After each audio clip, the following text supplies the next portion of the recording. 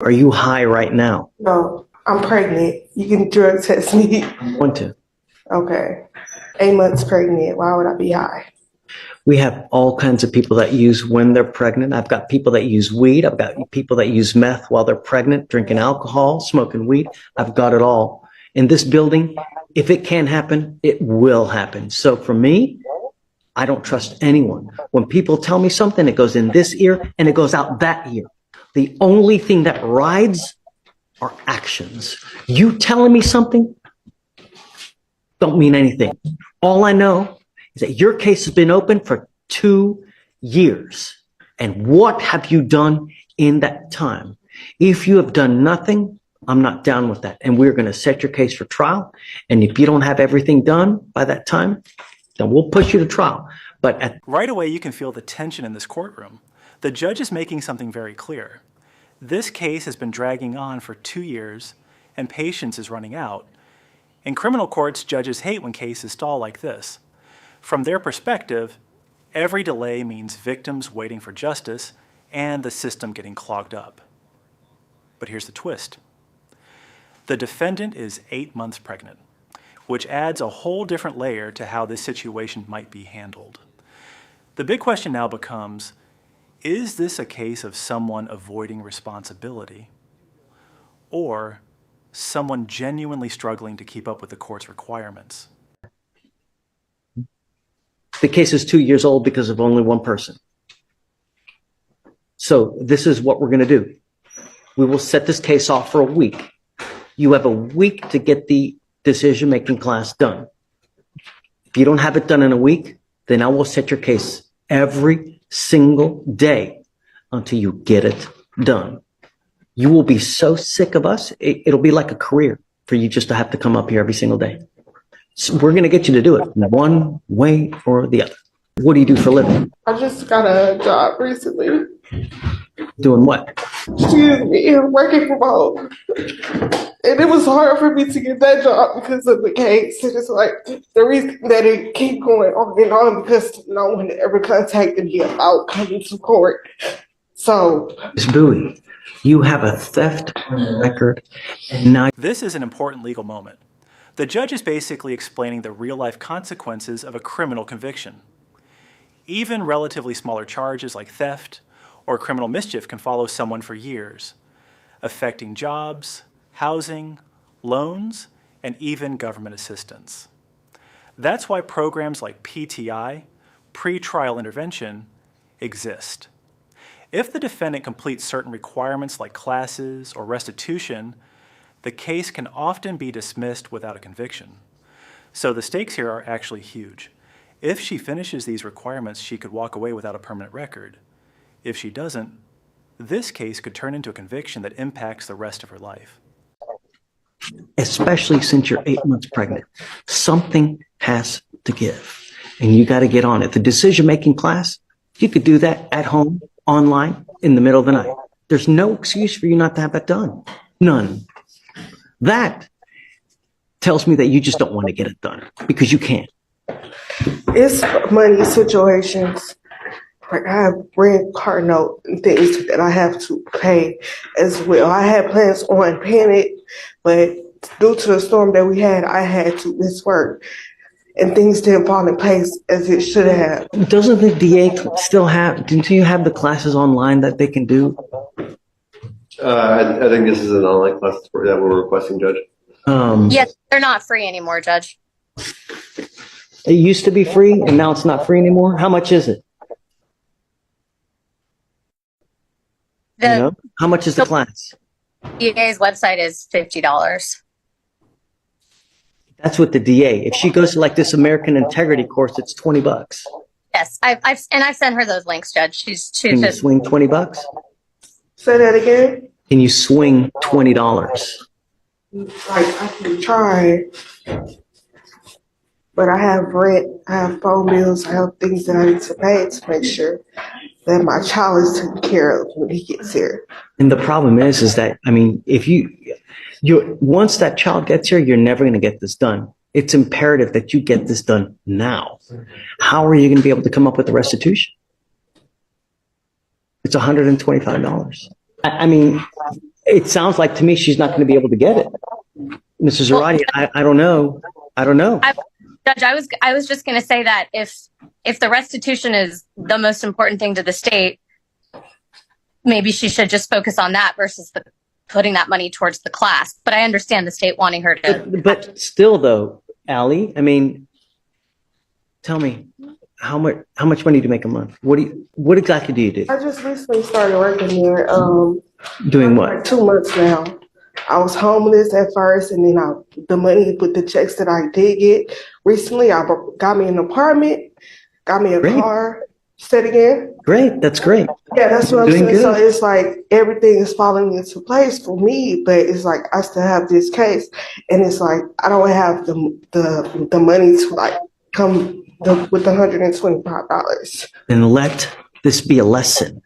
The criminal mischief is all about self-control.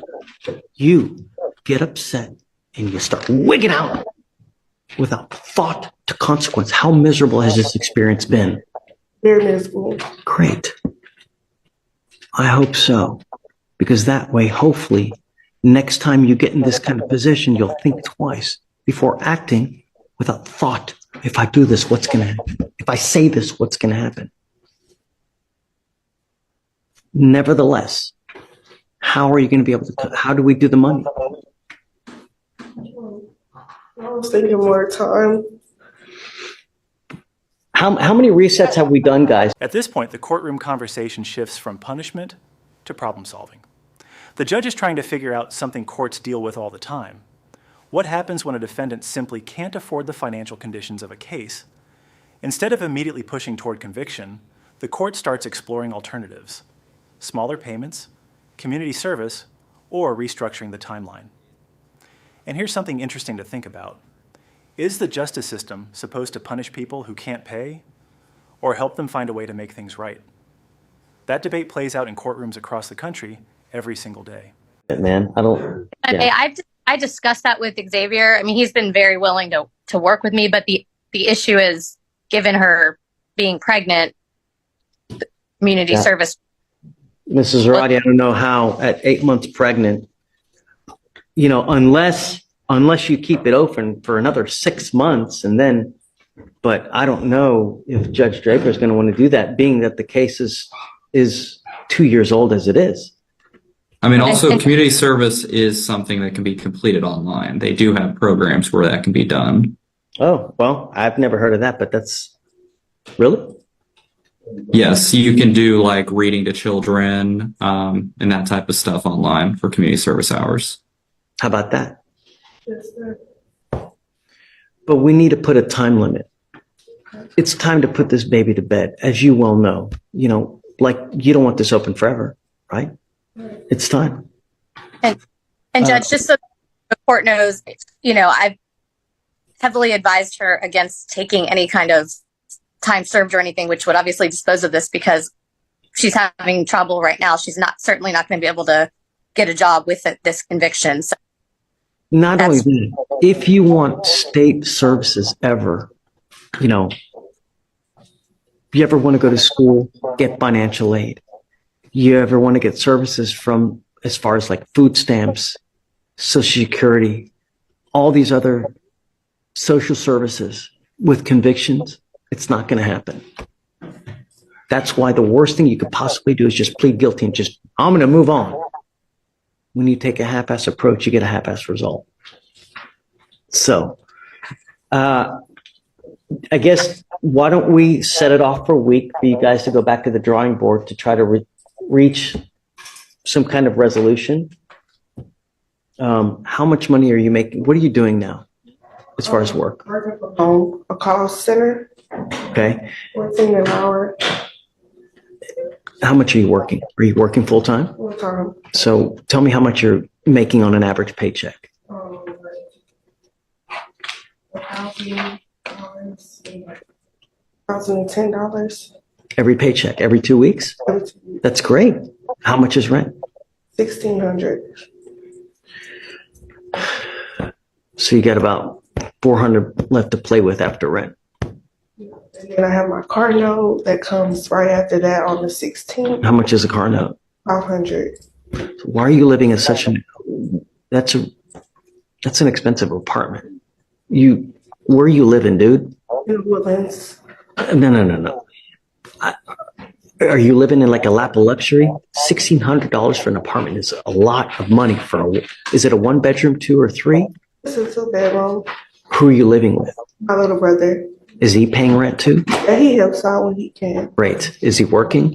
Yes. Okay. How much does he usually provide? Like I get like $500 from him. That's so realistically speaking, you're paying around $1,000 a month for rent. Yes. So you have around $1,000 left over. $500 for your car. So you have around $500 for food and other necessities. Phone. You know, I don't think it's outside of the realm of possibility that she can pay restitution. If she can pay perhaps $20 every 2 weeks, we can conceivably get this done. If you're paying $20 a month and give it to Allie for her to hold and trust, it can happen. So Can you swing $20? yes, sir. Let's do that. Mrs. Arati, whenever there is a complaining witness that is owed restitution, I think that's the most important thing for me, because it's not fair that someone gets to break someone else's property and they don't have to pay for it. And $125 in the grand scheme of things, it's not that much. Most, we see thousands of dollars in criminal mischief cases. So I think that that's doable. So why don't we do this? Allie, can you take the money and hold it Sure. Yeah. I so mean, that it because she doesn't get spent?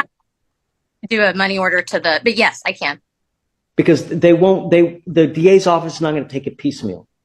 No, I understand. Yeah, that's fine. I can do that. And then once I have the full amount, then I can just get a money order. Today is the 1st. You should have gotten paid today. I did. Okay. I will wait today. I'm going to reset your case for 2 weeks. You must appear in court on that day and bring her $20 so that she can hold it towards restitution.